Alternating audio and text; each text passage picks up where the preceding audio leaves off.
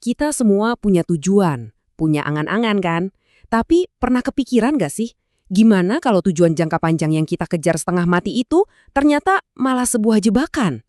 Nah, hari ini kita bakal kupas tuntas ide tersebut. Oke, mari kita mulai dengan pertanyaan reflektif. Cita-cita yang lagi Anda perjuangkan sekarang, apakah itu beneran tangga menuju kebahagiaan sejati atau jangan-jangan itu tangga yang salah arah dan bisa bikin kita tergelincir? Pertanyaan ini nih yang jadi inti pembahasan kita kali ini. Nah, bagian pertama ini langsung menusuk ke jantung masalahnya, jebakan keinginan duniawi. Sumber yang kita bahas ini menggambarkan sebuah kondisi di mana hati seseorang itu udah terlanjur terpikat sama gemerlapnya dunia, sampai lupa sama hal-hal yang sebetulnya jauh lebih penting. Terus, kayak gimana sih ciri-ciri hati yang udah kena jebakan ini? Biasanya ditandai dengan angan-angan duniawi yang gak ada habisnya. Terus sibuk menumpuk harta seolah-olah bakal hidup selamanya. Dan yang paling parah, hatinya itu udah jatuh cinta banget sama dunia. Fokusnya jadi geser total dari tujuan spiritual yang abadi.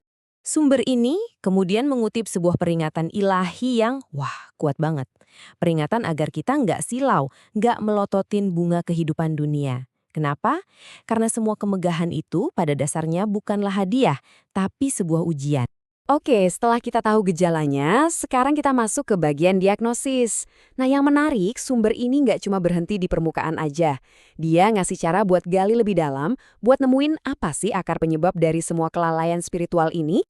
Jadi, pertanyaannya sekarang adalah, apa sih biang keladi dari semua gangguan ini? Apakah ini cuma sekedar ambisi duniawi yang kebablasan, yang ya mungkin masih bisa diperbaiki, atau jangan-jangan ada sesuatu yang lebih fundamental dan bahaya di baliknya, yaitu keraguan. Nah, disinilah perbedaannya kelihatan jelas banget.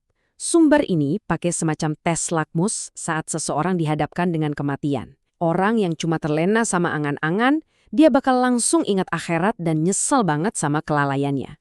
Sebaliknya, orang yang punya keraguan di hatinya, dia malah bakal meratapi bisnisnya, hartanya, semua dunia yang akan dia tinggalkan. Beda banget kan fokus penyesalannya? Jadi ini dia poin krusialnya. Meskipun dua-duanya sama-sama masalah serius, keraguan pada akhirat itu diidentifikasi sebagai penyakit yang levelnya jauh lebih parah. Ini bukan lagi sekedar lalai, tapi udah menggerogoti fondasi keyakinan itu sendiri. Oke, kalau gitu mari kita beralih ke resep atau obat yang ditawarkan dalam sumber ini. Dan ini mungkin kedengarannya agak mengejutkan. Dan inilah obatnya, Zikrul Maut, atau mengingat kematian. Eits, tunggu dulu. Ini bukan berarti kita harus jadi murung dan pesimis ya. Justru sebaliknya, ini adalah praktek untuk membingkai ulang hidup kita untuk dapat perspektif yang benar, biar kita bisa fokus pada apa yang betul-betul bermakna. Dan manfaatnya menurut sumber ini, nyata banget loh. Bukannya bikin putus asa. Praktik ini justru bisa memangkas angan-angan kita yang nggak perlu, menumbuhkan rasa cukup atau qanaah, dan malah memicu semangat kita buat lebih banyak berbuat baik sebagai bekal. Dan yang perlu digarisbawahi, ini bukan cuma sekedar latihan ngomong ingat mati, bukan.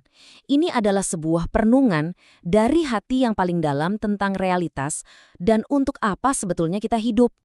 Lalu, apa yang terjadi kalau peringatan ini diabaikan? Bagian selanjutnya ngasih kita gambaran yang jujur aja cukup bikin merinding. Penyesalan di penghujung hayat. Coba deh, kita bayangkan sejenak. Momen ketika kematian datang menjemput. Saat semua kesempatan sudah hilang, orang yang lalai ini mengajukan satu permohonan terakhir. Mereka cuma minta satu hal, sedikit waktu tambahan, penundaan yang singkat saja. Dan buat apa waktu tambahan itu? Untuk melakukan semua kebaikan yang selama ini dia abaikan. Sebuah upaya yang sangat putus asa untuk mengubah nasibnya di detik-detik terakhir. Tapi menurut sumber ini, jawabannya selalu sama. Sudah terlambat. Ketetapan Tuhan itu final dan waktu untuk beramal sudah lewat. Nggak ada lagi penundaan. Nah, ini mungkin bikin kita mikir ya, kalau gitu, salah nggak sih kalau kita nggak suka atau bahkan takut sama kematian? Kalau Anda merasa takut atau nggak nyaman memikirkan kematian, sumber ini punya kabar baik. Itu wajar banget. Itu perasaan yang sangat manusiawi, dan itu bukanlah tanda kalau iman Anda lemah. Bahkan, ada sebuah narasi suci yang dikutip di sini yang menggambarkan betapa Tuhan sendiri mengakui perasaan ini pada hambanya yang beriman. Hamba itu nggak suka kematian, dan Tuhan pun tidak suka menyakitinya. Ini menunjukkan betapa dalamnya pemahaman akan sifat manusiawi kita. Terus, gimana caranya rasa takut alami itu bisa hilang? Nah, bagi seorang mukmin, prosesnya digambarkan begini. Pertama, saat ajal tiba, dia dikasih kabar gembira. Kabar baik ini kemudian menumbuhkan rasa rindu untuk bertemu Tuhannya. Dan rasa rindu inilah yang pada akhirnya mengalahkan rasa takut yang wajar itu. Kita sudah sampai di akhir, dan sumber ini nggak meninggalkan kita dengan teori doang.